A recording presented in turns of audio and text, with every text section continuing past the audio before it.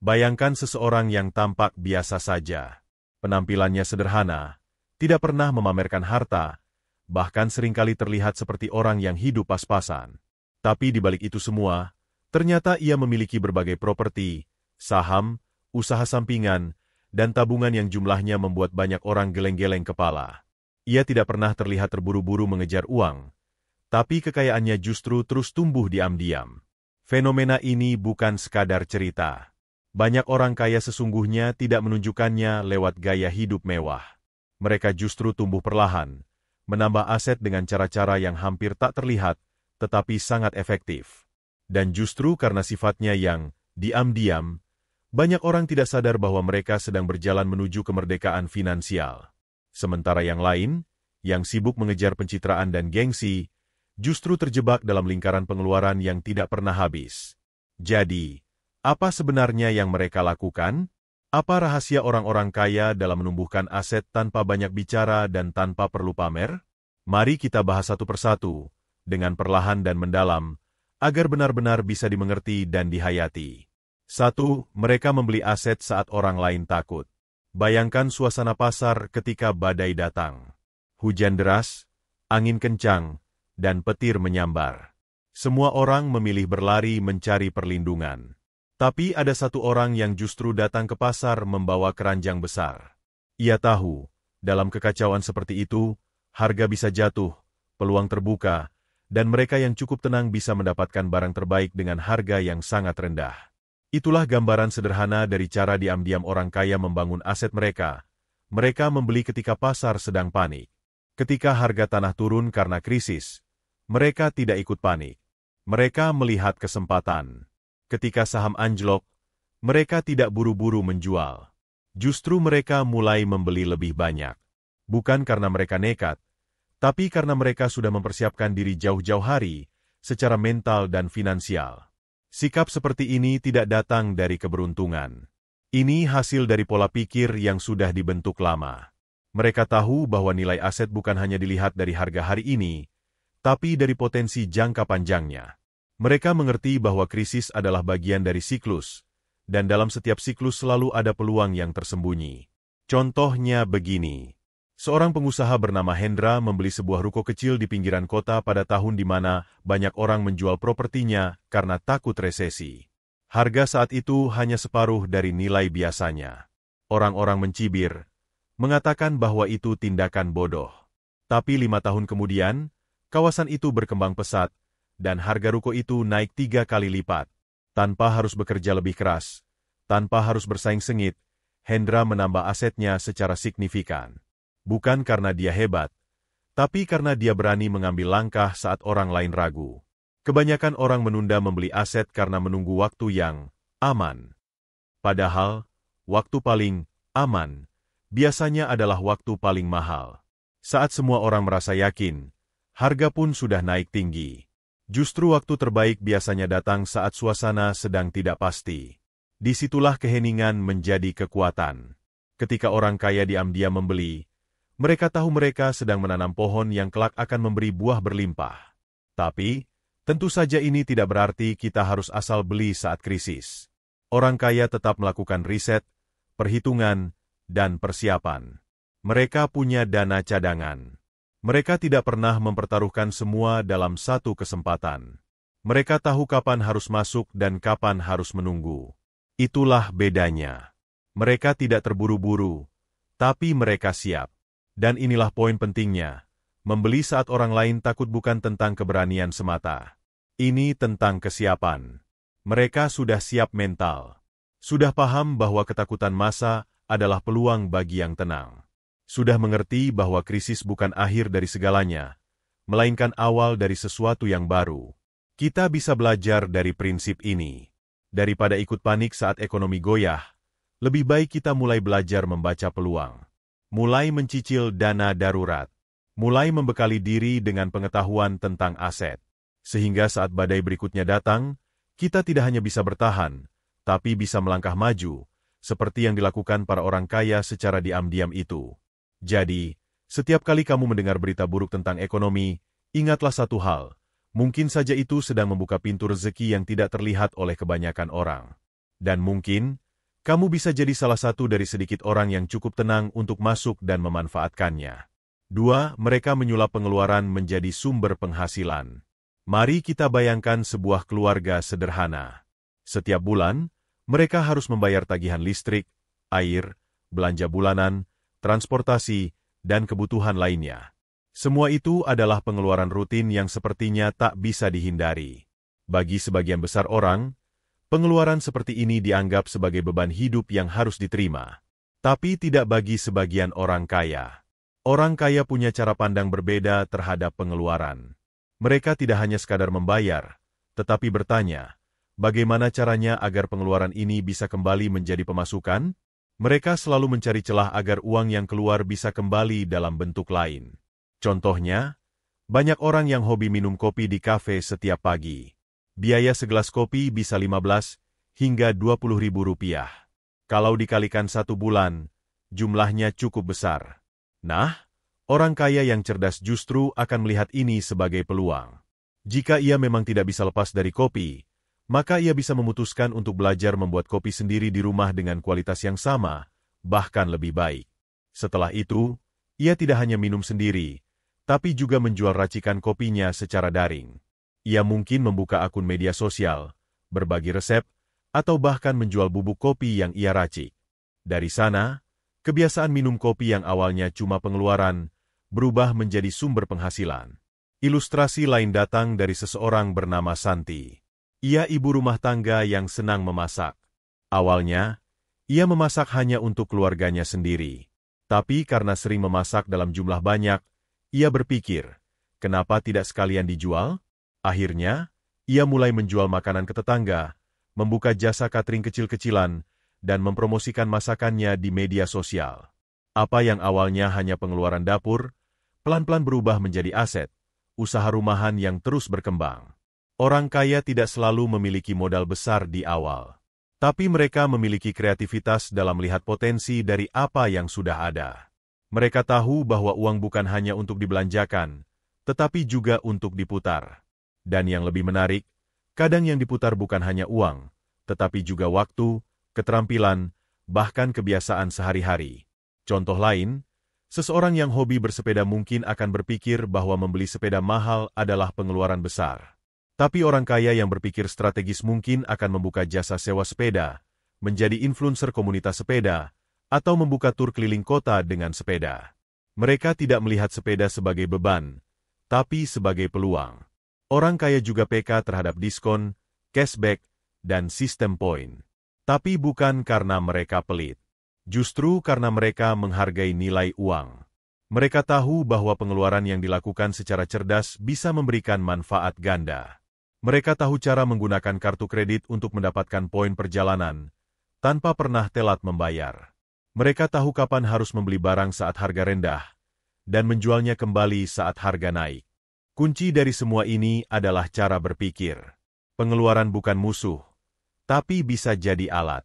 Selama kita bisa mengatur, merancang, dan menghubungkannya dengan peluang, maka pengeluaran bukan lagi jalan satu arah menuju kehilangan, melainkan bisa menjadi jalan pulang yang membawa lebih banyak. Dan ini tidak berarti harus selalu membuka usaha dari setiap kebiasaan. Kadang, menyulap pengeluaran menjadi aset juga bisa dilakukan dengan cara sederhana. Misalnya, daripada menyewa rumah bertahun-tahun, mereka mencicil rumah sederhana yang bisa disewakan suatu hari nanti. Mereka berpikir jangka panjang. Mereka tidak mau sekadar hidup nyaman hari ini, tapi juga menyiapkan kenyamanan untuk esok hari. Mereka juga sangat selektif dalam memilih barang. Bukan berarti pelit, tapi karena mereka ingin setiap barang yang mereka beli punya nilai. Misalnya, mereka memilih membeli tas yang tahan lama, bisa dijual kembali, atau bahkan koleksi yang nilainya naik seiring waktu. Mereka tidak tertarik dengan tren yang cepat basi. Mereka lebih tertarik dengan nilai yang bisa tumbuh. Kita mungkin pernah mendengar kisah orang yang membeli kamera mahal untuk kebutuhan pribadi, lalu akhirnya menjadi fotografer profesional. Atau seseorang yang membeli komputer mumpuni untuk hobi editing video, lalu akhirnya membuka jasa konten kreatif. Ini bukan kebetulan. Ini adalah hasil dari pola pikir yang selalu bertanya, bagaimana caranya agar yang saya beli bisa jadi pintu masuk untuk menghasilkan lebih banyak? Semua ini tidak terjadi dalam semalam. Butuh waktu, ketekunan, dan tentu saja keberanian untuk berpikir berbeda. Tapi satu hal yang pasti, orang kaya yang sejati tidak membuang-buang uang. Mereka memperlakukan setiap rupiah seperti benih yang bisa tumbuh jika ditanam di tempat yang tepat. Kita pun bisa mulai dari sekarang. Coba lihat kembali pengeluaran rutin kita. Mana yang bisa kita optimalkan? Mana yang bisa diubah jadi aset? Tidak perlu langsung besar. Mulai saja dari hal kecil. Karena yang penting bukan seberapa besar uang kita hari ini, tapi seberapa cerdas kita menggunakannya. Dan ingat, kadang aset terbaik bukan datang dari pengeluaran besar, tapi dari keberanian untuk berpikir berbeda dari kebanyakan orang. Seperti kata pepatah lama, orang bodoh menghabiskan uang untuk terlihat kaya, tapi orang bijak menggunakan uang untuk jadi benar-benar kaya. Diam-diam, tanpa perlu teriak. 3. Mereka menyewa untuk menguji, membeli untuk menumbuhkan. Ada satu kebiasaan menarik yang sering dilakukan orang kaya tapi jarang disadari oleh kebanyakan orang. Mereka tidak terburu-buru membeli sesuatu hanya karena keinginan. Mereka lebih suka mencoba dulu, mencicipi dulu, atau bahkan menyewa dulu sebelum memutuskan apakah sesuatu itu layak dibeli. Mereka tahu, membeli itu bukan sekadar soal punya uang atau tidak. Tapi soal apakah barang atau properti itu bisa memberikan manfaat jangka panjang, atau malah menjadi beban. Jadi, daripada langsung membeli ruko, mereka akan menyewa terlebih dahulu dan menjalankan bisnis dari sana. Mereka ingin melihat apakah tempat itu benar-benar potensial, apakah bisnisnya cocok dengan lingkungan sekitar, dan apakah pengelolaannya bisa bertahan dalam jangka waktu tertentu. Kalau semua itu sudah jelas, baru mereka akan mempertimbangkan untuk membeli. Sikap seperti ini bisa dibilang mirip seperti orang yang ingin menikah. Mereka tidak langsung menikah hanya karena suka di awal. Mereka ingin mengenal dulu, memahami karakter, melihat kecocokan, dan baru setelah yakin, mereka memutuskan untuk berkomitmen jangka panjang. Begitulah orang kaya memperlakukan aset. Bukan sekadar beli karena murah, atau beli karena tergiur diskon. Tapi beli karena yakin itu akan menumbuhkan sesuatu di masa depan. Coba perhatikan juga cara mereka memperlakukan kendaraan. Banyak orang terburu-buru membeli mobil, bahkan dengan cicilan panjang, hanya karena ingin terlihat mapan. Tapi orang kaya yang bijak justru bisa saja menyewa mobil ketika butuh, dan menunda membeli sampai mereka tahu benar bahwa mobil itu akan meningkatkan produktivitas mereka. Kalau ternyata mobil justru membuat mereka lebih boros, mereka akan dengan tenang menahannya. Sikap semacam ini tidak hanya menghindarkan mereka dari kerugian, tapi juga membuka ruang untuk berpikir lebih jernih. Karena saat kita sudah membeli sesuatu, biasanya kita jadi terikat, baik secara emosional maupun finansial. Kita jadi sulit melepaskan barang itu meskipun ternyata tidak bermanfaat. Tapi dengan menyewa terlebih dahulu, mereka memberi ruang untuk menilai, apakah ini benar-benar aset atau hanya godaan sesaat? Di sisi lain, ketika mereka sudah yakin, mereka membeli bukan sekadar untuk dimiliki, tetapi untuk ditumbuhkan. Misalnya, saat mereka membeli tanah, mereka tidak membiarkannya kosong. Mereka akan mencari cara untuk mengelolanya, entah disewakan, dibangun rumah kontrakan, atau bahkan dijadikan tempat usaha. Tanah itu tidak dibiarkan tidur. Ia harus bekerja, harus memberi hasil. Begitu juga dengan properti lain. Orang kaya membeli bukan hanya karena suka, tetapi karena sudah punya rencana. Mereka tahu kemana properti itu akan dibawa, bagaimana cara mengelolanya, dan bagaimana menumbuhkan nilainya dari waktu ke waktu. Mereka tidak beli rumah mewah hanya untuk pamer, tapi karena tahu rumah itu bisa jadi tempat tinggal sekaligus sumber pendapatan pasif lewat sewa atau kerja sama jangka panjang. Dan kebiasaan ini bisa ditiru oleh siapapun, bahkan oleh kita yang belum punya modal besar. Misalnya, sebelum membeli kamera mahal, kita bisa menyewa lebih dulu, mencoba, lalu lihat apakah benar kamera itu akan menunjang pekerjaan atau penghasilan kita. Kalau memang terbukti membantu kita berkembang, barulah kita pertimbangkan untuk membeli. Satu cerita menarik datang dari seorang pemuda bernama Raka. Ia ingin membuka studio kecil untuk foto produk, tapi ia tidak langsung membeli kamera, lampu, dan alat-alat lainnya. Ia menyewa semua perlengkapan itu dan menjalankan jasanya dari rumah.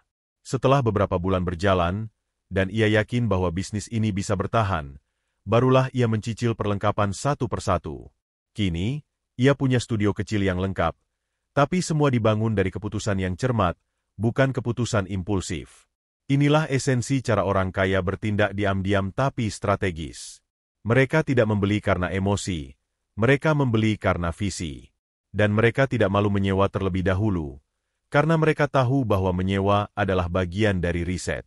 Mereka tahu bahwa uang bukan untuk dihabiskan, tapi untuk dialirkan ke arah yang bisa tumbuh. Mereka juga paham bahwa memiliki bukan satu-satunya jalan menuju kekayaan. Kadang, kendali lebih penting dari kepemilikan. Selama mereka bisa mengendalikan dan menghasilkan dari sesuatu, mereka tidak peduli siapa pemilik resmi barang itu. Yang penting adalah hasilnya. Kita bisa mulai menerapkan ini dalam kehidupan sehari-hari. Saat tergoda membeli barang baru, tanya diri kita, apakah barang ini akan tumbuh? Apakah ia akan memberikan nilai tambah? Ataukah hanya akan jadi beban? Kalau belum yakin, tidak ada salahnya menyewa dulu. Coba dulu. Rasakan dulu. Lihat bagaimana dampaknya terhadap kehidupan kita. Dan ketika kita menemukan sesuatu yang memang bisa menumbuhkan aset, barulah kita berkomitmen. Barulah kita membeli, bukan sebagai konsumen, tapi sebagai pemilik yang tahu apa yang harus dilakukan selanjutnya. Karena itulah orang kaya terlihat tenang. Mereka tidak tergesa-gesa. Mereka tahu kapan harus menyewa, kapan harus membeli. Dan lebih penting lagi, mereka tahu bahwa keputusan kecil hari ini bisa menentukan arah pertumbuhan kekayaan mereka di masa depan. 4. Mereka menyembunyikan sumber penghasilan terbaiknya. Bayangkan seseorang yang hidup sederhana. Ia tidak pernah pamer di media sosial. Tidak pernah memamerkan saldo rekening. Tidak pernah memberitahu detail tentang bisnis atau aset yang ia miliki. Tapi entah mengapa, ia selalu tenang. Tidak pernah kelihatan stres soal keuangan. Bahkan saat banyak orang kelimpungan karena pengeluaran bulanan, dia tetap stabil. Rahasianya? Ia menyembunyikan sumber penghasilan terbaiknya. Orang kaya yang sesungguhnya sangat jarang bercerita tentang berapa jumlah penghasilannya. Bahkan kepada teman terdekatnya sekalipun. Mereka tahu, semakin sedikit orang tahu, semakin besar kendali yang mereka miliki atas hidup dan keputusan keuangan mereka. Banyak orang justru terbalik. Ketika punya sedikit tambahan penghasilan, mereka langsung ingin seluruh dunia tahu. Dipamerkan di media sosial, dijadikan bahan obrolan, bahkan dijadikan ajang pembuktian. Padahal, saat kita terlalu terbuka soal pendapatan, kita membuka peluang bagi orang lain untuk ikut campur, menilai, bahkan menekan kita untuk gaya hidup tertentu. Orang kaya tahu bahwa kekayaan tidak perlu diumumkan. Justru kekayaan akan lebih aman kalau disimpan rapat-rapat. Bukan karena mereka pelit atau tertutup, tapi karena mereka ingin menjaga agar penghasilannya tetap bersih, tetap stabil, dan tidak jadi sasaran iri, manipulasi, atau bahkan eksploitasi. Salah satu bentuk nyata dari menyembunyikan sumber penghasilan adalah ketika mereka memiliki bisnis sampingan yang tidak pernah mereka kaitkan dengan identitas pribadi mereka. Misalnya, seseorang memiliki warung makan yang sangat laku, tapi ia tidak mencantumkan namanya secara terang-terangan. Ia tidak menjadikan itu sebagai tempat pamer. Ia biarkan bisnis itu tumbuh sendiri, tenang, dan menghasilkan secara konsisten. Ada juga yang memiliki properti sewa di beberapa tempat, tapi seluruh pengelolaannya diserahkan kepada orang lain. Ia hanya menerima hasilnya tiap bulan tanpa harus muncul ke permukaan. Tanpa harus mencolok, ia tetap menerima aliran penghasilan pasif secara terus-menerus. Sikap ini juga memberi mereka ketenangan. Mereka tidak perlu membuktikan apapun kepada siapapun. Mereka tidak perlu menjelaskan mengapa mereka tidak membeli mobil mewah meski bisa. Mereka tidak perlu menjelaskan mengapa tetap tinggal di rumah biasa walaupun mampu membeli rumah yang lebih besar.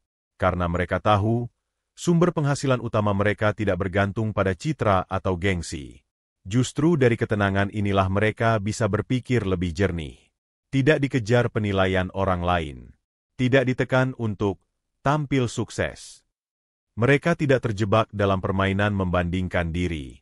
Karena mereka tahu, harta yang sebenarnya bukan yang terlihat oleh mata, tapi yang mengalir dengan stabil, diam-diam, dan aman. Cerita menarik datang dari seseorang bernama Pak Anwar. Ia adalah pegawai negeri biasa, tapi setiap hari Sabtu dan Minggu, ia keluar kota, katanya ada urusan keluarga. Padahal, Diam-diam ia memiliki kebun jambu yang cukup luas dan menghasilkan buah yang dijual ke pasar-pasar tradisional. Ia tidak pernah cerita kepada rekan-rekannya. Bahkan keluarga besar pun banyak yang tidak tahu. Tapi dari hasil itulah, ia bisa menyekolahkan anaknya hingga ke luar negeri. Semua dilakukan tanpa banyak suara, tanpa banyak cerita. Mengapa orang kaya memilih menyembunyikan sumber penghasilannya? Karena mereka tahu, kekayaan sejati akan jauh lebih kuat jika tidak terganggu oleh ego dan ekspektasi sosial. Mereka juga tahu, jika satu pintu rezeki tertutup, mereka masih punya pintu lain yang tidak diketahui orang. Mereka tidak hanya menyimpan penghasilan, tapi juga menyimpan kekuatan. Mereka tidak menggantungkan semuanya pada satu tempat. Mereka menyebar aset, membagi sumber daya, dan menjaga agar satu masalah tidak menghancurkan semuanya. Ini seperti kapal yang punya banyak ruang kedap air. Kalau satu ruang bocor, kapal tidak langsung tenggelam. Tapi kalau semua ruangan tersambung tanpa sekat, satu kebocoran saja bisa menenggelamkan semuanya. Begitu juga dengan penghasilan. Kalau kita bergantung pada satu sumber yang semua orang tahu, kita rawan diguncang. Tapi kalau kita punya banyak saluran, dan kita jaga rahasianya, kita akan tetap tenang di tengah badai. Kita pun bisa mulai membangun kebiasaan ini. Tidak perlu semua orang tahu penghasilan kita. Tidak perlu tergesa-gesa memamerkan apa yang baru kita capai. Kadang, diam itu bukan berarti tidak punya. Tapi justru karena sudah punya, kita memilih diam agar tetap bisa menjaga. Dan saat orang-orang berlomba tampil mencolok, kita bisa memilih jadi yang tenang. Kita tidak harus bersaing di panggung. Karena di belakang layar, kita sedang membangun sesuatu yang jauh lebih besar, lebih kuat, dan lebih tahan lama. Itulah yang dilakukan orang kaya secara diam-diam. Mereka tidak butuh validasi. Mereka hanya butuh ketenangan, kesinambungan, dan kebebasan untuk mengelola hidup mereka tanpa tekanan sosial yang tidak perlu. Karena pada akhirnya, kekayaan bukan soal jumlah, tapi soal kendali. Dan orang yang paling kaya adalah mereka yang paling tenang mengendalikan apa yang ia miliki. 5. Mereka menggunakan nama orang lain untuk mengamankan kepemilikan. Mungkin terdengar aneh, tapi kenyataannya, banyak orang kaya yang justru tidak mencantumkan nama mereka sendiri dalam banyak aset yang mereka miliki. Mobil mewah, rumah besar, bahkan usaha yang menghasilkan ratusan juta setiap bulan, tidak selalu atas nama pribadi mereka. Lalu, siapa yang tercatat di surat-surat itu? Bisa jadi atas nama keluarga, nama perusahaan, atau bahkan atas nama badan hukum yang tidak langsung tertaut dengan identitas mereka. Mengapa demikian? Karena semakin besar kekayaan seseorang, semakin mereka sadar bahwa transparansi bisa menjadi bumerang. Saat nama kita tercatat dalam terlalu banyak dokumen kepemilikan, kita menjadi terlalu terbuka. Semua orang bisa tahu apa yang kita miliki. Dan ketika terlalu banyak orang tahu, datang pula risiko. Pajak yang lebih besar, iri hati, tuntutan hukum, bahkan pencurian data pribadi. Maka, demi keamanan dan efisiensi, mereka menggunakan strategi penyamaran kepemilikan. Ini bukan tindakan curang. Ini bukan untuk menghindar dari kewajiban.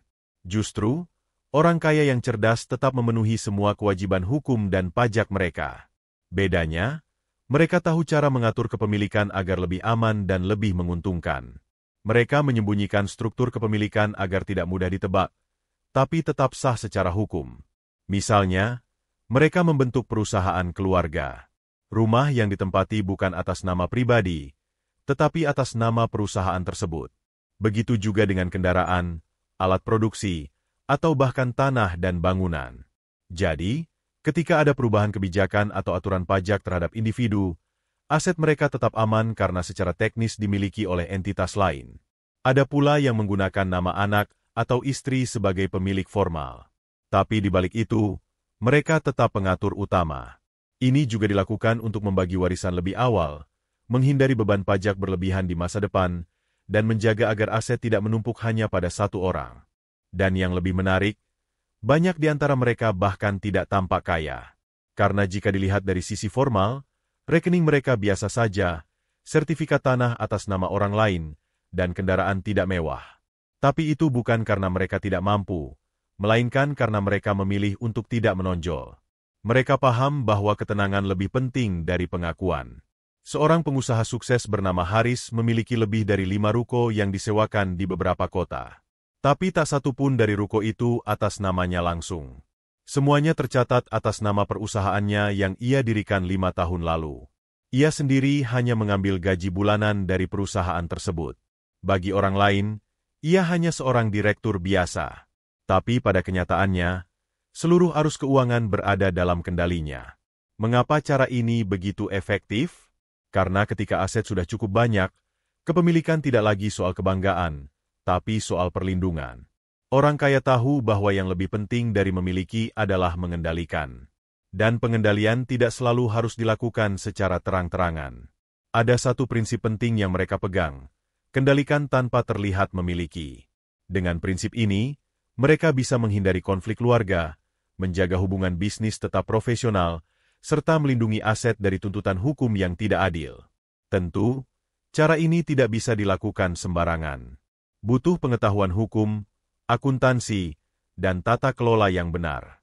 Tapi prinsip dasarnya bisa mulai dipahami oleh siapapun, bahwa semakin banyak aset yang kita miliki, semakin penting bagi kita untuk menatanya secara strategis. Bukan untuk pamer, tapi untuk perlindungan jangka panjang. Bahkan untuk hal sederhana seperti membuka usaha warung kecil pun bisa dimulai dengan prinsip ini. Kita bisa membuat izin usaha atas nama badan usaha kecil, bukan atas nama pribadi. Kita bisa memisahkan rekening bisnis dari rekening pribadi, agar tidak tercampur.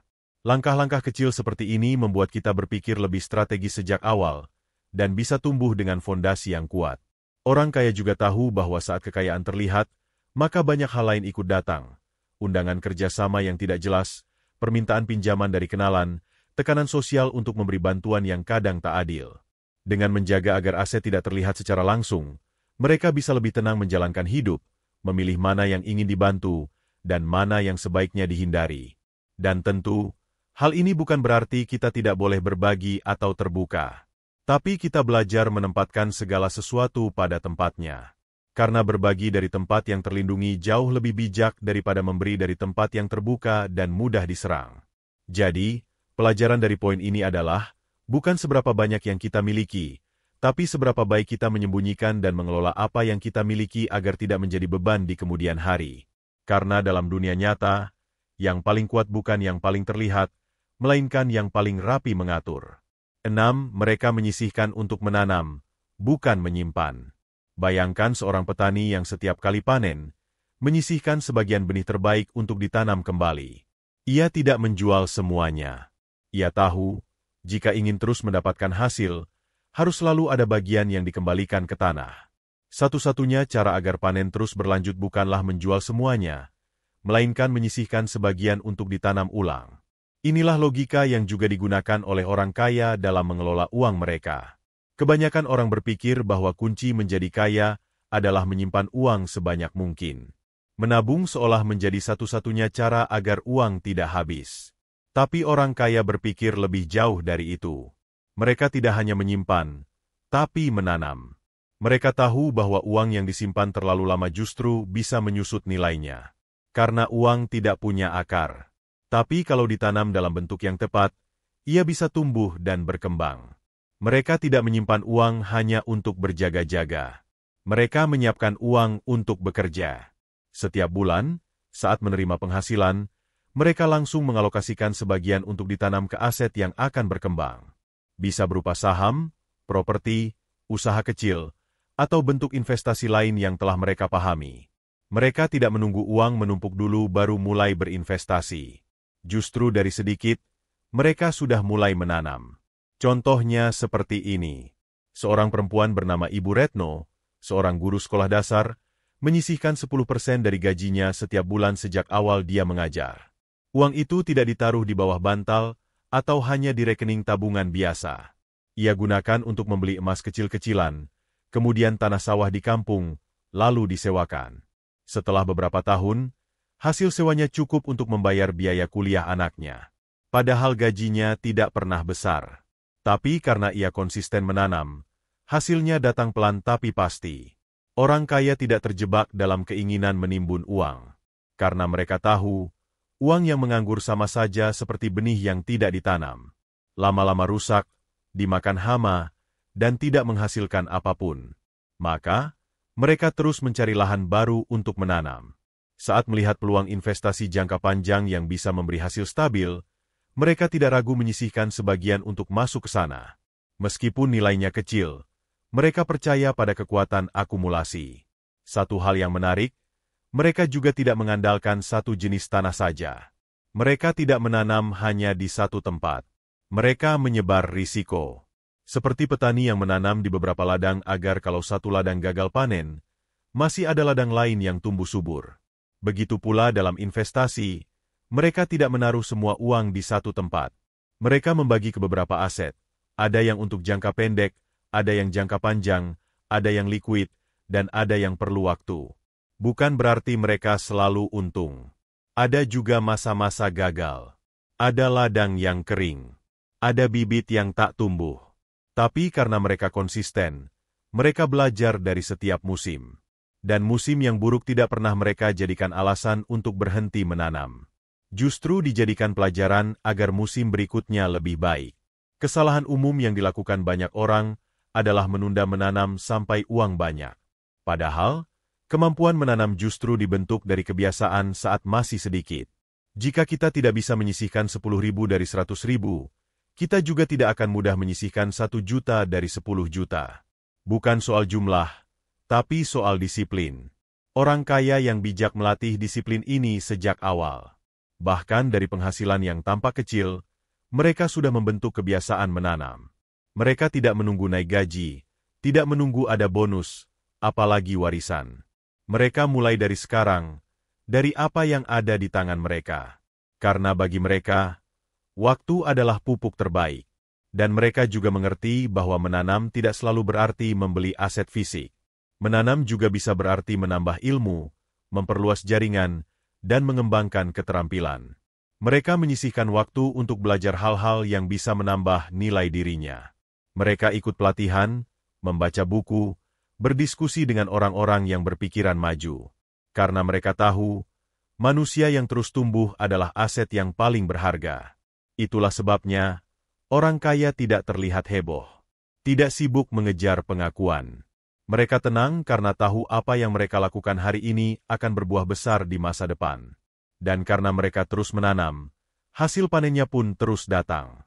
Kadang lewat jalur yang tak terduga, kadang lewat orang-orang yang pernah mereka bantu, atau lewat peluang yang muncul karena mereka sudah siap. Kita bisa mulai meniru cara ini. Tidak perlu menunggu besar. Mulailah dengan 1 pot kecil. Sisihkan sebagian dari penghasilan, walaupun hanya Rp1.000. Tanam dalam bentuk yang sesuai dengan kemampuan dan pengetahuan kita. Dan saat panen datang, jangan lupa, tetap sisihkan sebagian untuk ditanam kembali. Karena kekayaan sejati bukan tentang berapa banyak yang kita kumpulkan, tapi berapa besar yang bisa kita tanam dan tumbuhkan. Dan itulah yang dilakukan oleh orang-orang kaya, dengan tenang, diam-diam, dan konsisten. 7.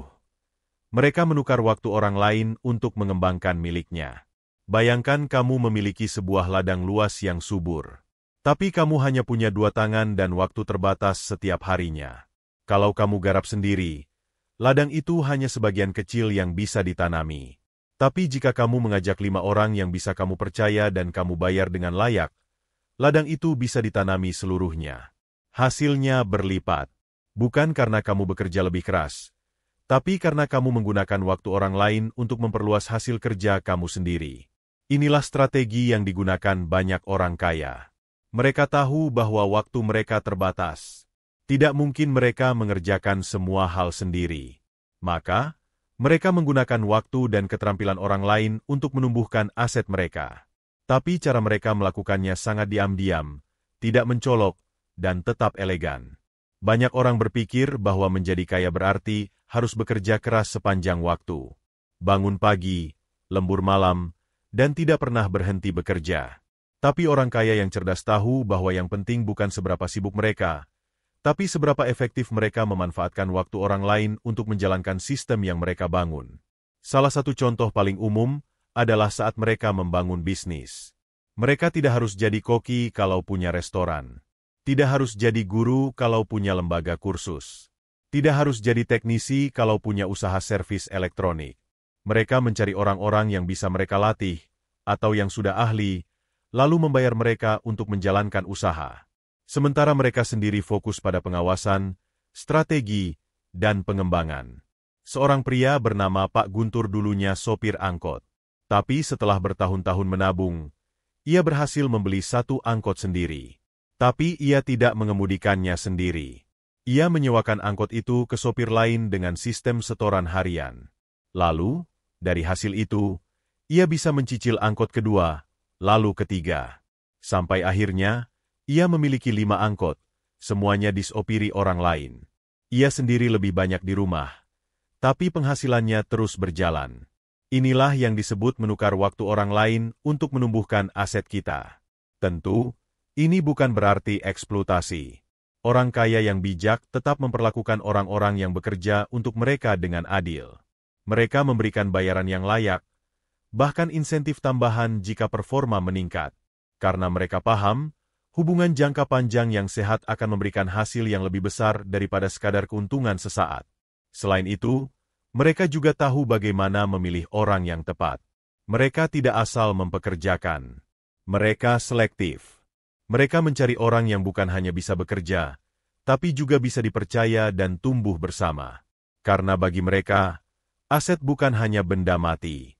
Aset terbesar justru adalah manusia yang membantu mengelola dan menumbuhkan aset tersebut. Banyak orang kaya yang tidak dikenal luas, tapi memiliki jaringan kerja yang sangat rapi. Misalnya, seseorang yang punya kos-kosan tidak perlu mengurus semuanya sendiri. Ia punya orang yang membersihkan, mencatat keuangan, dan mengurus penyewa. Ia cukup memantau dan mengatur sistem. Waktu luangnya ia gunakan untuk membangun properti lain, atau belajar hal baru untuk memperbesar jangkauan asetnya. Mereka juga menggunakan waktu orang lain dalam bentuk jasa. Misalnya, mereka menyewa konsultan untuk membantu perencanaan keuangan. Mereka menyewa manajer untuk mengatur alur operasional bisnis. Mereka menyewa editor untuk konten video, atau penulis untuk mengelola artikel di blog usahanya. Semuanya dilakukan agar mereka bisa fokus pada hal-hal yang lebih besar, seperti pengembangan aset baru atau diversifikasi usaha. Ada juga yang menukar waktu orang lain secara tidak langsung lewat sistem afiliasi, jaringan penjualan, atau kemitraan. Mereka menciptakan sistem di mana banyak orang bergerak membawa keuntungan bagi mereka. Masing-masing bekerja sesuai kapasitasnya, tapi hasil akhirnya mengalir ke pusat. Seperti roda yang terus berputar meski sang pemilik roda sedang duduk tenang mengamati dari jauh. Mereka tahu bahwa waktu adalah sumber daya yang paling terbatas. Tidak bisa diperpanjang. Maka, untuk menggandakan hasil, satu-satunya jalan bukan bekerja lebih lama, tapi bekerja lebih cerdas. Dan bekerja cerdas berarti mencari cara agar waktu dan tenaga orang lain bisa menjadi bagian dari sistem pertumbuhan yang mereka bangun. Kita pun bisa mulai menerapkan prinsip ini, bahkan dari hal kecil. Misalnya, jika kita punya warung kecil, bisa mulai melatih satu karyawan yang bisa dipercaya untuk mengurus warung saat kita ada keperluan. Atau kalau kita punya usaha daring, bisa mulai mencari asisten lepas untuk membantu hal-hal teknis, agar kita bisa fokus pada pengembangan produk. Hal ini juga berlaku dalam kehidupan pribadi. Jika kita bisa membayar orang untuk membersihkan rumah dengan baik, sementara kita bisa menggunakan waktu itu untuk menghasilkan uang yang lebih besar dari biaya yang kita keluarkan, maka itu keputusan cerdas. Bukan soal malas atau rajin, tapi soal manajemen sumber daya.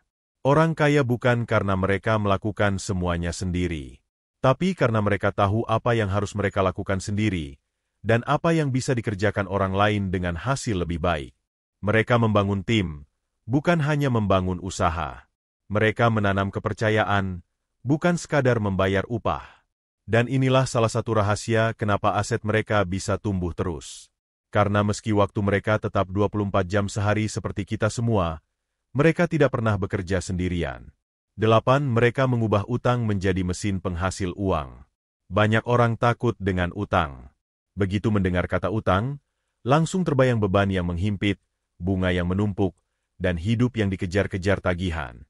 Tapi bagi sebagian orang kaya, utang justru bukan sesuatu yang ditakuti. Mereka melihat utang dari sudut pandang yang berbeda. Bagi mereka, utang bisa menjadi alat, bahkan bisa menjadi mesin penghasil uang, jika digunakan dengan benar. Kuncinya adalah membedakan antara utang konsumtif dan utang produktif. Orang kebanyakan seringkali menggunakan utang untuk konsumsi, membeli barang-barang yang nilainya menurun, seperti pakaian, gadget, atau liburan mewah. Utang semacam ini memang menyenangkan di awal, tapi menjadi beban setelahnya. Karena setelah barang dipakai, nilainya turun, tapi cicilan tetap harus dibayar. Sementara itu, orang kaya menggunakan utang secara strategis. Mereka berutang bukan untuk belanja, tapi untuk membangun aset. Mereka mengambil pinjaman bukan untuk tampil keren, tapi untuk menumbuhkan penghasilan. Misalnya, mereka meminjam uang dari bank untuk membeli ruko, lalu menyewakan ruko itu dan menggunakan hasil sewanya untuk membayar cicilan. Jadi, utangnya dibayar oleh aset yang mereka bangun, bukan oleh tenaga mereka sendiri. Contoh nyata datang dari seorang pengusaha muda bernama Dimas. Ia meminjam modal dari koperasi sebesar 20 juta rupiah. Bukan untuk membeli motor baru, tapi untuk membuka usaha cuci motor sederhana di pinggir jalan. Dengan peralatan yang cukup dan lokasi yang strategis, usahanya mulai ramai. Dari hasil bersih setiap hari, sebagian ia sisihkan untuk membayar cicilan. 6 bulan kemudian, usaha itu sudah bisa menggaji 2 karyawan dan Dimas mulai merancang cabang kedua.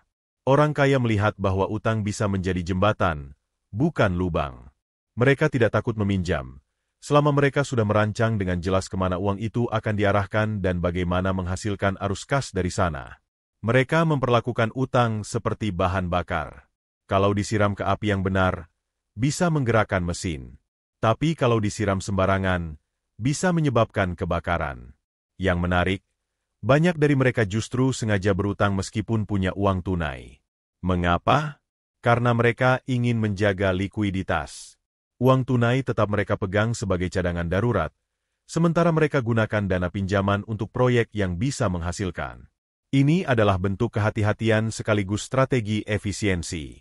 Selain itu, orang kaya juga jeli dalam memilih sumber utang. Mereka tidak sembarangan mengambil pinjaman dari tempat yang memberatkan. Mereka membandingkan bunga, mencari program pembiayaan yang menguntungkan, dan bahkan sering memanfaatkan program pemerintah atau subsidi khusus yang tersedia untuk usaha kecil atau investasi properti.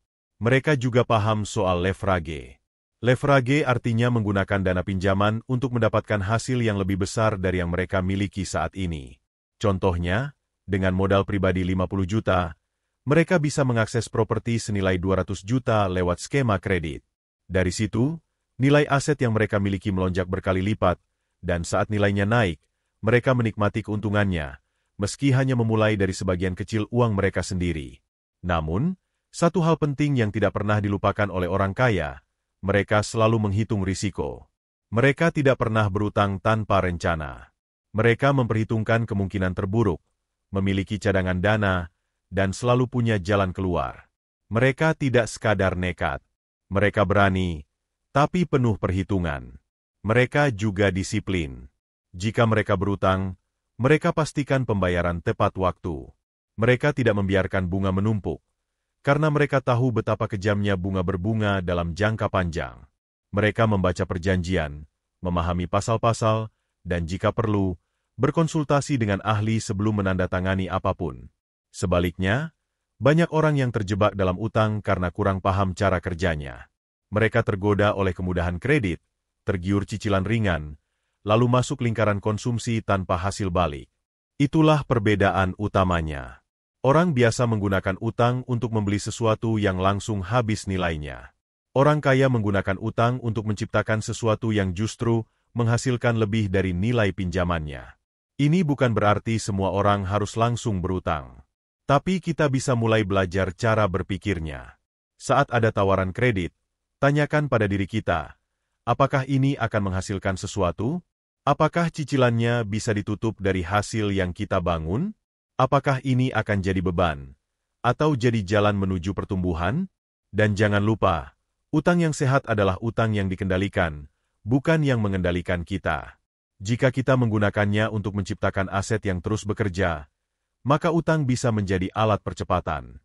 Tapi kalau hanya untuk memenuhi gengsi, utang akan menjadi jebakan. Orang kaya tahu betul batas ini. Mereka tidak takut berutang, tapi juga tidak sembarangan berutang. Mereka mengatur ritme, memilih waktu yang tepat, dan yang paling penting, mereka selalu memastikan bahwa utangnya bekerja untuk mereka, bukan sebaliknya. Inilah salah satu alasan mengapa, diam-diam, mereka bisa memperbanyak aset dengan cepat. Bukan karena mereka punya segalanya sejak awal, tapi karena mereka tahu cara memanfaatkan apa yang mereka punya, termasuk utang, menjadi alat yang bekerja demi masa depan mereka. 9. Mereka tidak membeli gaya hidup. Mereka menciptakan sistem kehidupan. Salah satu jebakan paling halus dalam perjalanan keuangan seseorang adalah godaan untuk membeli gaya hidup. Ketika penghasilan mulai naik sedikit, langsung ingin ganti mobil, pindah ke apartemen mewah, atau belanja barang-barang bermerek. Padahal, orang kaya yang sejati justru menahan diri dari hal-hal semacam itu. Mereka tidak tertarik membeli gaya hidup hanya demi terlihat berhasil. Sebaliknya, mereka lebih fokus menciptakan sistem kehidupan yang mandiri dan menguntungkan. Apa maksudnya sistem kehidupan? Itu adalah sebuah pola yang mereka bangun, di mana kehidupan sehari-hari mereka bisa berjalan secara stabil, efisien, dan tetap menghasilkan. Mereka mendesain keseharian mereka agar tidak boros, tidak penuh ketergantungan, dan bisa terus berkembang meskipun tanpa kejaran kerja keras yang berlebihan. Contohnya begini, seorang pengusaha bernama Pak Anton tinggal di rumah yang tidak mewah, tapi dirancang sedemikian rupa agar hemat energi. Atapnya tinggi, ventilasinya bagus, listriknya menggunakan panel surya. Ia juga memiliki kebun kecil di belakang rumah yang menumbuhkan sayuran untuk konsumsi keluarga. Ia tidak punya 3 mobil, tapi punya 1 kendaraan multifungsi yang cukup untuk semua keperluan. Ia bukan hidup miskin, tapi hidup dengan sistem. Sementara banyak orang menghabiskan seluruh penghasilannya untuk mempertahankan penampilan, Pak Anton justru mengatur hidupnya agar pengeluaran tetap kecil meskipun penghasilannya besar. Dan dengan begitu, selisih antara penghasilan dan pengeluaran menjadi aset. Dari situlah ia bisa terus membeli tanah, membangun rumah kontrakan, dan memiliki kebebasan waktu. Inilah yang dilakukan oleh banyak orang kaya secara diam-diam. Mereka tahu bahwa hidup mewah tidak selalu setara dengan hidup kaya. Banyak orang hidup terlihat mewah tapi penuh cicilan. Sebaliknya, mereka memilih hidup yang dirancang untuk jangka panjang. Mereka tidak membeli rumah besar hanya karena bisa, tapi karena mereka sudah memikirkan bagaimana rumah itu bisa menghasilkan, disewakan sebagian, dibuat tempat usaha, atau menjadi kantor pribadi yang menghemat biaya operasional. Mereka tidak membeli mobil sport hanya untuk dikagumi, tapi memilih kendaraan yang benar-benar menunjang aktivitas. Mereka tahu bahwa setiap keputusan pembelian bukan hanya soal bisa beli atau tidak, tapi soal apakah ini akan menambah nilai kehidupan saya atau justru mengurangi. Orang kaya juga merancang keseharian mereka agar tidak bergantung pada hal-hal mahal. Mereka membiasakan diri hidup sederhana, bukan karena mereka pelit, tapi karena mereka menghargai kebebasan. Mereka ingin memiliki pilihan. Jika suatu hari mereka ingin berhenti bekerja, sistem hidup mereka tetap berjalan. Biaya hidup tidak meledak. Aset tetap menghasilkan. Ini bisa dimulai dari hal-hal kecil. Misalnya, memasak sendiri di rumah alih-alih makan di luar setiap hari. Berolahraga dengan cara sederhana, tanpa harus menjadi anggota pusat kebugaran mahal. Menggunakan pakaian yang awet dan berkualitas, bukan hanya mengikuti tren. Semua hal ini menciptakan ruang dalam keuangan mereka. Dan ruang itulah yang mereka gunakan untuk menanam lebih banyak aset. Ada satu prinsip menarik yang mereka pegang, hidup sederhana hari ini agar bisa hidup bebas besok. Mereka rela menunda kesenangan sesaat, demi menciptakan sistem yang membuat mereka tidak perlu lagi bekerja keras seumur hidup. Karena mereka tahu, kebebasan bukan dibeli dengan uang, tapi dibangun dengan kebiasaan. Orang kaya juga tidak mengikuti tekanan sosial. Mereka tidak merasa harus tinggal di kompleks elit, hanya karena teman-temannya pindah ke sana. Mereka tidak perlu nongkrong di tempat mahal untuk terlihat nyambung. Mereka nyaman dengan pilihan hidup mereka, karena mereka tahu apa yang sedang mereka bangun, ketenangan, kekuatan finansial, dan warisan jangka panjang. Dan menariknya, mereka seringkali tidak terlihat kaya di permukaan. Mereka memakai pakaian biasa, tinggal di tempat yang sederhana, dan bepergian dengan kendaraan yang efisien. Tapi di balik itu, mereka punya aset yang terus tumbuh, sistem hidup yang kuat, dan waktu luang yang bisa mereka gunakan untuk hal-hal penting. Inilah yang membedakan mereka dari kebanyakan orang. Mereka tidak membeli gaya hidup karena ingin dianggap sukses. Mereka menciptakan sistem kehidupan yang membuat mereka benar-benar bebas, mandiri, dan kaya dalam arti yang sesungguhnya. Kita bisa mulai dari sekarang. Tidak harus langsung besar. Mulailah dengan bertanya, apakah keputusan saya hari ini mendekatkan saya pada kebebasan? Atau justru membuat saya semakin tergantung pada penghasilan bulanan? Jika kita bisa menjawab pertanyaan itu dengan jujur, kita sudah berada di jalur yang benar. 10. Mereka fokus membangun arus, bukan mengejar tumpukan. Bayangkan sebuah kolam. Di satu sisi, air terus dituang ke dalamnya. Tapi di sisi lain, tidak ada aliran keluar. Lama-lama kolam itu akan penuh, lalu menggenang, menguap, bahkan bisa jadi sarang penyakit. Tapi lain cerita jika kolam itu memiliki aliran. Air yang masuk tidak hanya mengisi, tapi terus mengalir, memberi kehidupan ke sekelilingnya, dan membuat kolam itu tetap jernih. Begitulah orang kaya memperlakukan uang mereka. Mereka tidak fokus pada tumpukan, tapi pada arus. Kebanyakan orang berpikir bahwa menjadi kaya berarti mengumpulkan sebanyak mungkin uang di rekening, di brankas, atau dalam bentuk aset diam. Tapi orang kaya yang bijak berpikir berbeda. Mereka tidak sekadar mengumpulkan.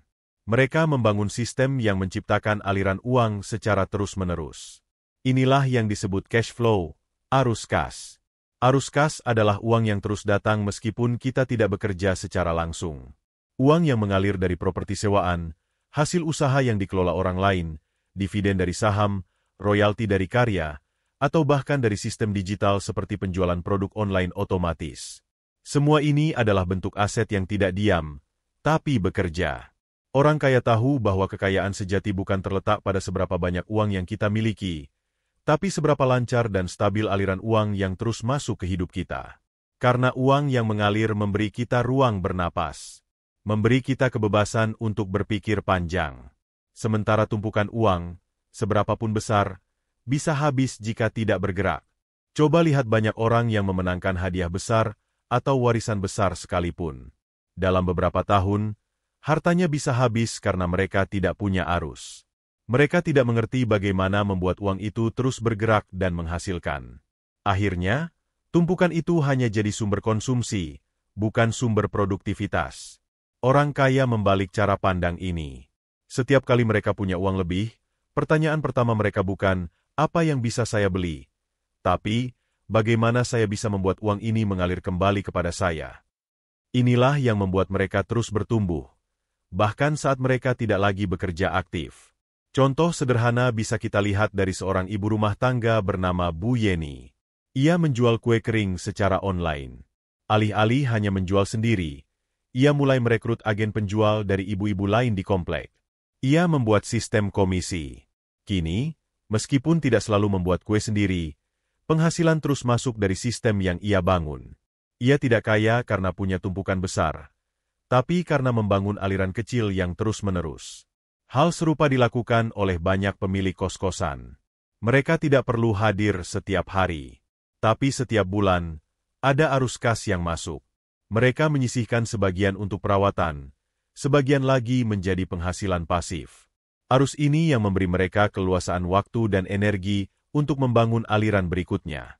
Inilah yang diam-diam dibangun oleh orang-orang kaya.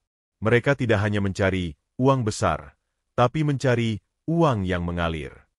Karena mereka tahu, stabilitas jauh lebih penting daripada jumlah. Dan arus yang konsisten, meskipun kecil, bisa jauh lebih kuat dari tumpukan besar yang diam. Mereka juga paham bahwa untuk menciptakan arus, kadang butuh pengorbanan di awal. Membangun sistem butuh waktu. Mengelola properti butuh kesabaran. Menciptakan produk digital butuh tenaga.